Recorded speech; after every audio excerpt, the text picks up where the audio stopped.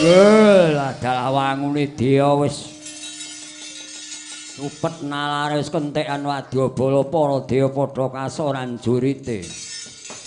Iki ngatasi jabang bae dijokke palagan dijokke paprangan ki dayane sepira. Jenengmu topo, jenengmu topo. Kowe kok enjoh nyuwara bocah wae, wangune rada gedhe iki. Ya aku Prabu Kala Pracona, aku Patih Sekipu. Kowe jenengmu sapa? Aku Tatang Tetuka. Kowe dadi jago. Ora badhok dina iki, Pak.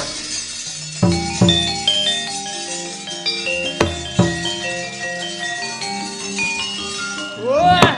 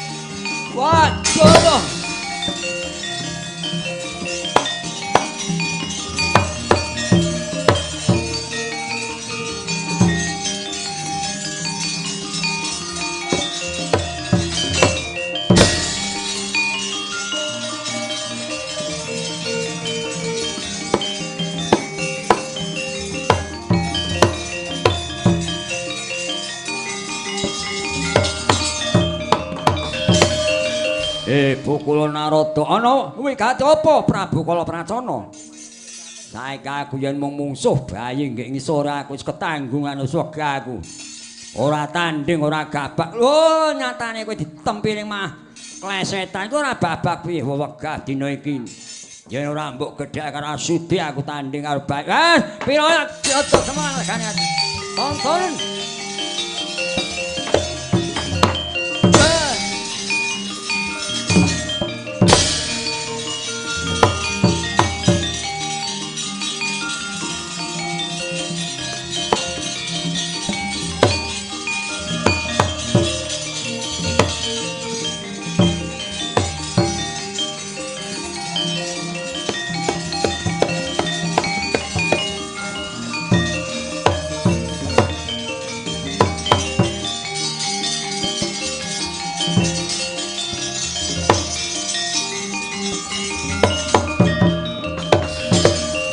Kadosa pundi kakang-kakang Kaneka Putra? Wah, lajeng kados pundi Adi Guru, Adi Guru. Kala Pracona lan Patih Sekipu mboten purun menawi dipun tandhingaken jabang bayi kados ngaten. Nyuwunipun kedah dipun agengaken supados saged gebak ngenipun Bandayuda. Oh inggih. Nggih Empura Mayadi kula timbang dawuh. Saiki dina iki jabang Tetuka iki mara cemplana kawah Candra Dimuka jedinen karben bisa sekti mandra guna lan bisa sinengkake marang kadewasaning jabang inggih mboten ngestakaken dawuh. Rama kula namung kula gadah panyuwun sedaya para Jawata supados sami nglepasaken wujuding senjata pusaka ingkang landhep-landhep kula nyemplungaken wonten kawah supados saged amimba sektinipun jabang. Ya wis aja wasum langkit ayo nggih.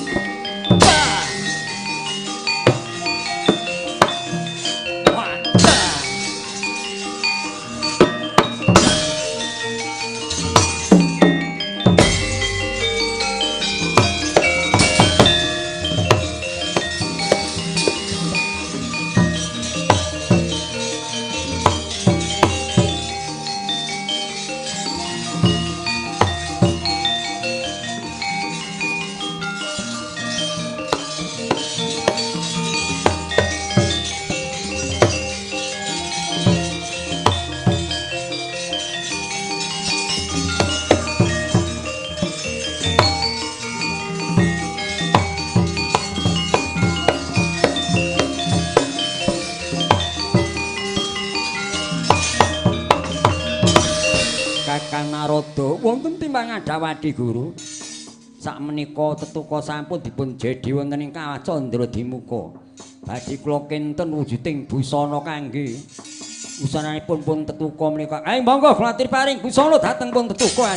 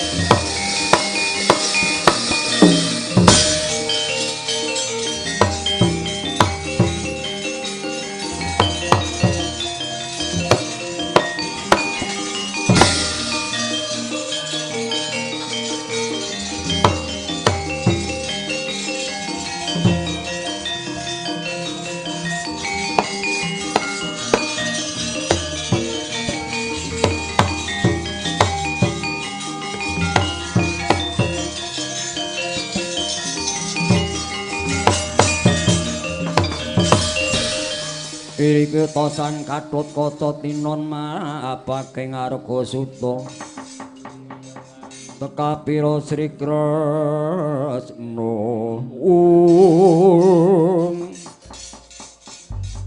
ya jagat ya dewa Bathara asisaning Bathara jagat iku ana menungsa loro ngadhep ana ngarepku kowe jenengmu sapa lan aku jenengku sapa wae ladalah Kakang Narada weh kula timbang Adawadi Guru wangune bocah menika tasih alit sejabang inggih mboten pun jamak imrahipun dereng saged basa dereng saged tata krami inggih mboten dados menapa Di Guru nggih sira iku aranmu Jabang Tetuka ya nggih aku jenengku Tetuka lah kowe sapa ulun Bathara Guru aku iki ratu ning dewa lah kang lenggah ana mburimu sapa aku Bathara Narada ya nggih wah adalah ya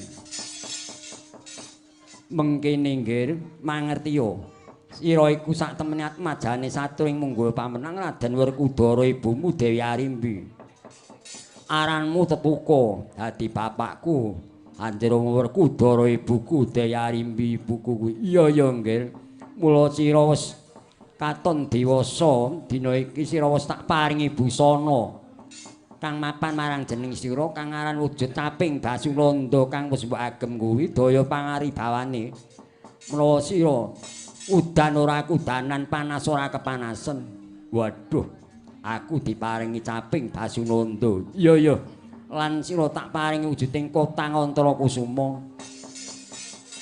menawa sira bisa mabur tanpa sesotyo tanpa sutang dadi aku nganggo Kotang Antarakusuma aku bisa mabur iya sira bisa mabur mletik tanpa sutang lan ora nganggo setyata ora duweni suwiwi nang sira bisa mabur ya banget panarimaku lan sira ndak paring wujuding ya kuwi walungsungane Hyang Nanta Boga kang mapan ana sakjroning kulit sak jabaning daging kuwi daya panguwasane sira lamun ngambah ana lemah sangar kang wingit-wingit boy ora dadi boy pengopo sangar ilang musna bisa tawa tawar tawi ya dadi aku diparingi walungsane Ananta Boga kena kanggo menawa aku ngambah ana lemah sangar kang wingit kang gawat-gawat ora dadi boy pengopo iya nggih mula dina iki jeneng kita nggih Seksenana jagat sak sira tak paringi tambah jeneng Raden Gatot Kaca kowe ya.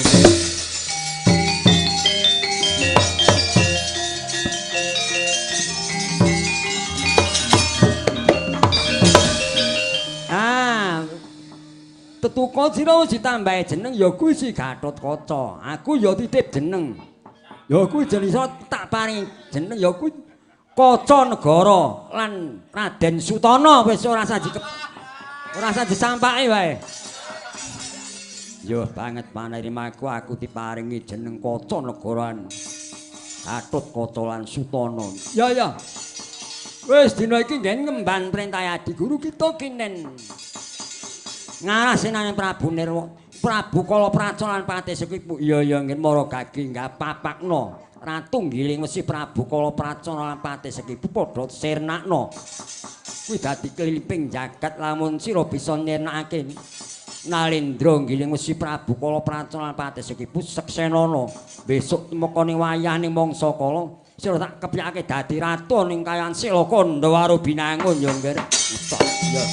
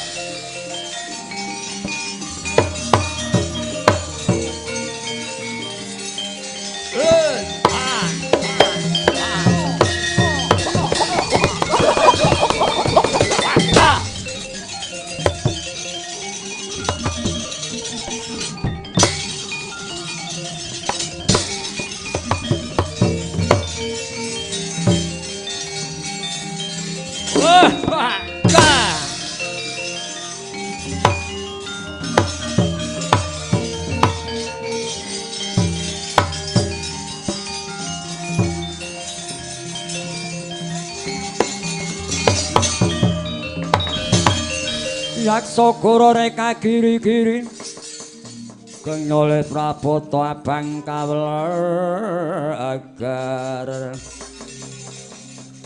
mangwa mungsul aminta awan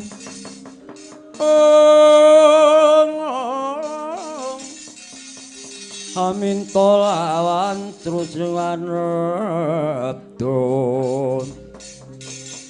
Sadya sonarsa mbadhok-mbadhok.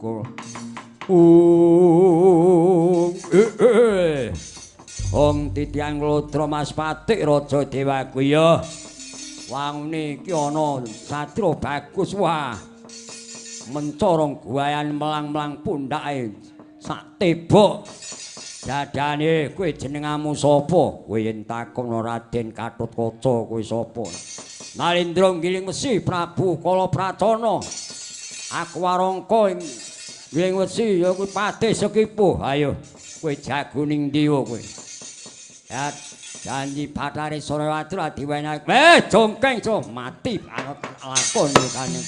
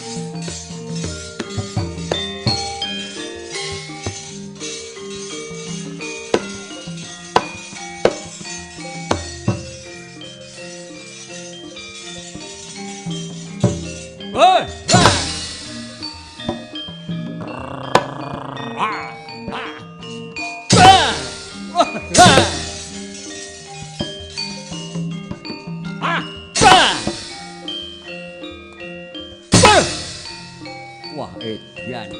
Wah.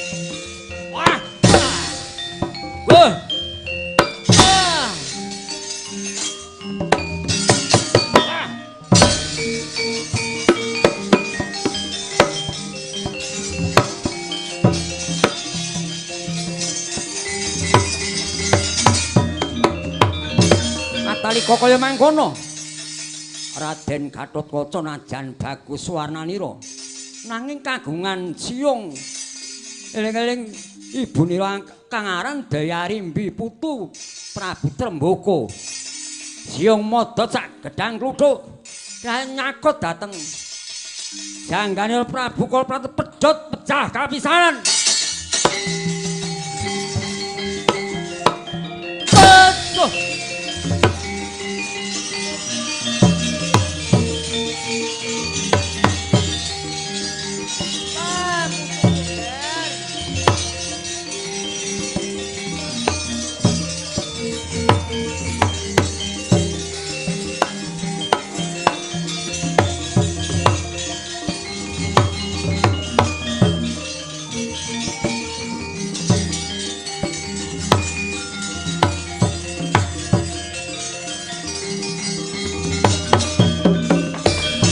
Wah, dalah sekti mandraguna tenan kowe nggih, wong bapakmu Werkudara. Satria gegirisi. Sekti mandraguna piye tanding mula ya anake ya ampuh. Ning ibumu kuwi Dewi Arimbi, nggih. Ibuku Dewi Arimbi. Ya kuwi putra Prabu Trembaka, tunggal Arimba. Mula ya ijik turun buta. Mula jenengmu kangger kowe bagusmu tiru bapakmu ning kowe duwe siyung mergo ibumu kuwi buta. Menapa mengkono? Iya.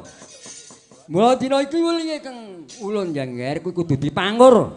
Gen supaya bagus lan kowe nek guyu kudu mbok tutupi kacu mergo saru mula dinul marang liyan.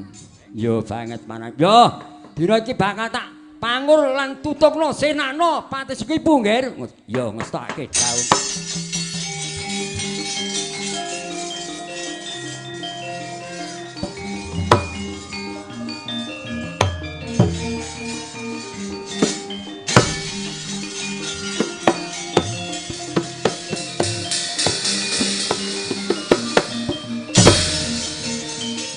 Wes tutupno nggih.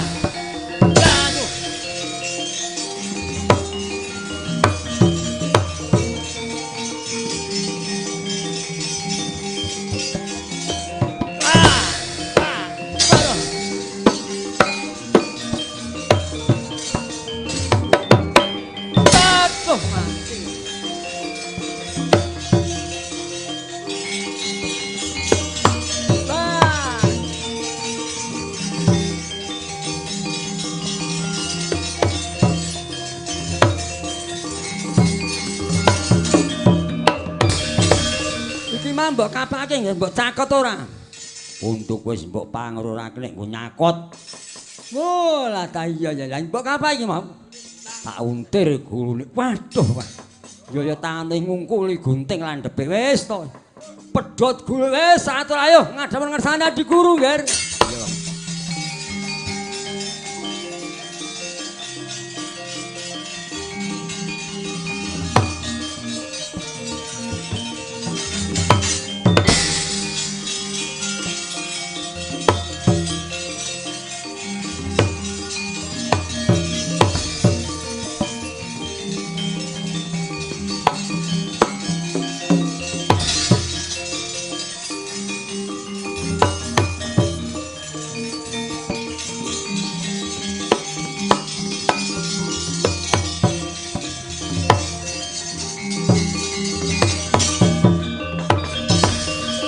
Kados pundi Kakang Narada inggih Adi Guru wangunipun kewayah pun Gatotkaca sampun pikantuk damel Prabu Kala Pracana Patih Segibu sawadya balipun saking negari inggih muji sami pejah sedaya pun boten wonten ingkang sami gesang inggih syukur sekedhi jemurung Kakang Narada nggih Gatotkaca ana wigati apa pukulun Bathara Guru ya banget tarima kasih jeneng ulun kita bisa gawe pepadhang kayangan Suralaya ya nggih saking bunga buaing atiku iling-ilingen lan seksenana besok menawa wis tumeka wayaning mangsa kala sira ora ketang mung sak umure jagung suwene mongko umure jagung kuwi mung 3 sasi ora ketang mung 3 sasi sira bakal tak kepyaki dadi ratu ning kayangan Silakanda Warubina jagat sing sasi